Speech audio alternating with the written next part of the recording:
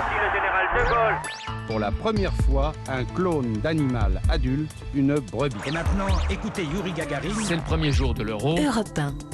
7h24, c'est l'heure du jour où votre plongée quotidienne dans la boîte à souvenirs d'Europe 1 matin. Bonjour Lord d'Autriche. Bonjour Dimitri, bonjour à tous. Qu'est-ce qu'on en dirait aujourd'hui? Peut-être grand projet inutile. En tout cas, il y a 49 ans, le 8 mars 1974, le Premier ministre Pierre Messmer est très fier d'aller inaugurer au nord de Paris celui qui deviendra le principal aéroport français, le deuxième d'Europe, Roissy-Charles de Gaulle. Oui, et l'accent est mis le jour de l'inauguration sur la modernité de l'aéroport. Roissy, c'est fait pour traiter 50 millions de passagers par an au rythme de 1000 avions par jour, un toutes les 90 secondes. Et pour se déplacer, là aussi c'est une petite révolution, raconte le 8 mars 74 le journaliste d'Europe 1 François Ponchelet. Dans son trajet entre sa voiture et son avion de 400 mètres, 80% de cette distance est mécanisée, soit par des ascenseurs, soit par des tapis roulants. Mais l'aéroport ne fait pas l'unanimité. Des associations se sont battues pendant des années contre le projet. Le maire de Roissy en France, M.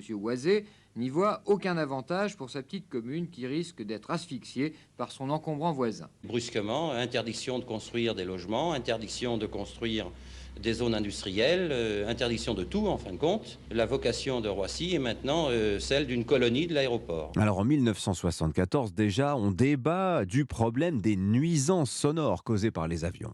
Et oui, 250 000 personnes qui vivent autour de l'aéroport à l'époque sont impactées. Des primes ou un rachat partiel de leur maison ont été proposés aux habitants qui voulaient partir. Pas suffisant pour cet habitant qui témoigne en 1974. Les estimations des domaines représentent 40 à 60% maximum de la valeur de reconstitution des bâtiments. Or, avec 40-60%, il est impossible de se reloger décemment. Le jour de l'inauguration, en tout cas, tout n'est pas encore en place dans l'aéroport. On trouve des cabines téléphoniques sans téléphone ou des ascenseurs qui tombent en panne, comme celui-ci avec des passagers coincés à l'intérieur. Vous êtes en panne? Oui. Combien vous êtes dans l'ascenseur? Oh, on est au moins une dizaine. Et vous savez que les ascenseurs ne sont pas prévus pour 10 personnes? 18, il y a marqué. On n'est pas 18, hein. Leur histoire n'est pas au point. Hein. Ils sortiront après une vingtaine de minutes. Le 13 mars 74, les premiers passagers embarquent et bientôt, le Concorde se posera régulièrement sur les pistes de l'aéroport de Roissy. Ah ben voilà, quel enthousiasme à tomber en panne dans les aéroports, dans les ascenseurs de Roissy. Merci Lord d'Autriche pour ce bain de mémoire grâce aux archives sonores d'Europe 1.